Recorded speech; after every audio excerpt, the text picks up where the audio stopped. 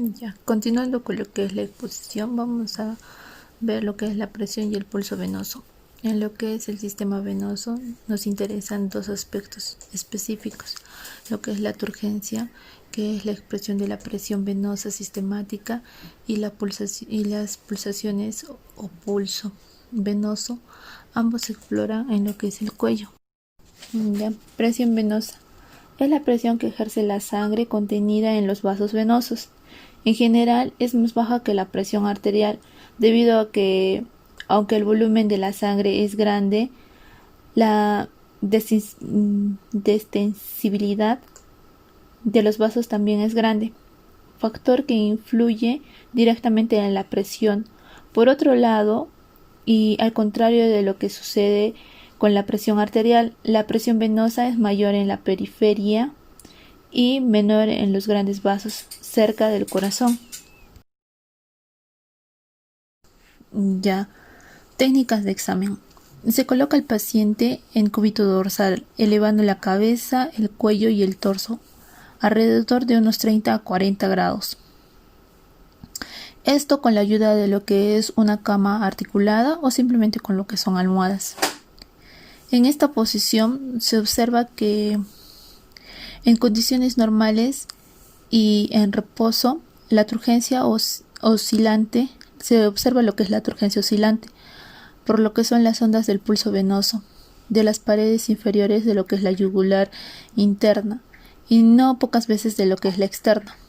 Cuando la presión venosa está aumentada, si la elevación de la cabeza disminuye, se incrementa también el valor en estas últimas, debido a que la yugular interna queda oculta o cubierta por lo que son los músculos esternocleidomastoideos, por encima de su bulbo, bien visible entre lo que son los dos haces esternal y clavicular de este, dado que el grado de ingurgitación y las pulsaciones son más visibles en las paredes superior de la columna sanguínea.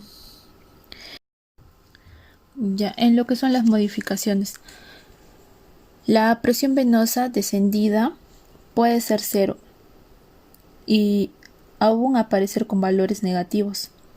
Esto sucede en los estados de grave depleción salina aguda o subaguda. Cuando se verifica en el shock, indica siempre su origen periférico, sea por hipovolemia, que es la pérdida de sangre o líquido, o por la expansión del lecho vascular, que son los vasodilatación de cualquier causa. Esta hipotensión venosa ya se encuentra en las etapas iniciales del shock, aún sin signos ostensibles de hipoperfusión renal, cerebral o cutánea. La hipertensión venosa aparece de manera transitoria en el ejercicio de emociones por el aumento marcado del retorno venoso. Se eleva también con la compresión hepática sostenida o por elevación pasiva de los miembros inferiores, pero se normaliza con rapidez aunque se mantengan ambas maniobras, si la función miocardio es normal. La hipertensión venosa aparece de manera transitoria con el ejercicio y la emoción por el aumento marcado del retorno venoso. Se eleva también como la compresión hepática sostenida o por elevación pasiva de los miembros inferiores, pero se normaliza con rapidez aunque se mantengan ambas maniobras. Si la función miocárdica es normal, el aumento constante de la presión venosa en presencia de un shock instalado indica siempre su origen central o cardiogénico. Ya, alteraciones. Una ingurgitación yugular bilateral marcada con ausencia de latidos. es patrimonio casi exclusivo de la obstrucción por compresión externa o por trombos de la vena cava superior. Casi siempre deriva de un síndrome mediástico, inflamatorio o tumoral, y por lo general se produce un edema en esclavina y circulación colateral más o menos desarrollada según se ocluya o no en el sistema asigos. Una ingurgitación yugular bilateral con latidos visibles expresa hipertensión venosa, cuyo grado se estima de acuerdo con la altura de la columna venosa, siempre que la posición del examen sea adecuada y se descarte un retorno venoso aumentado por ejercicios o emociones recientes. La causa habitual es una insuficiencia cardíaca derecha o global, por lo que es común que se asocie con hepatomegalia y edemas periféricos. Ya, ahora pasamos a lo que es el pulso venoso. El pulso venoso aporta información acerca de las actividades auricular derecha o del funcionamiento del ventrículo derecho.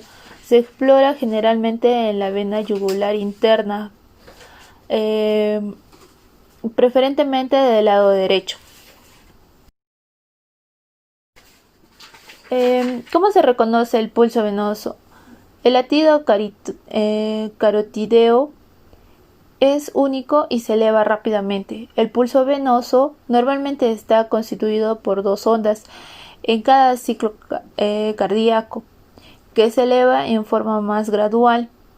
El pulso venoso se ve, pero no se palpa. La zona en la que se ve se modifica con los cambios de posición del paciente. Con la compresión de la base del cuello, si el latido es venoso, desaparece si el carotideo persiste. En lo que son las condiciones normales, se observa un tren de ondas seguidas por la desaparición de las columnas venosas que coinciden con la palpación de las arterias periféricas, tanto las humerales como las radiales. Esta desaparición no es otra cosa que el colapso de X del yugolograma, pulso venoso o colapso sistólico o sistólico negativo.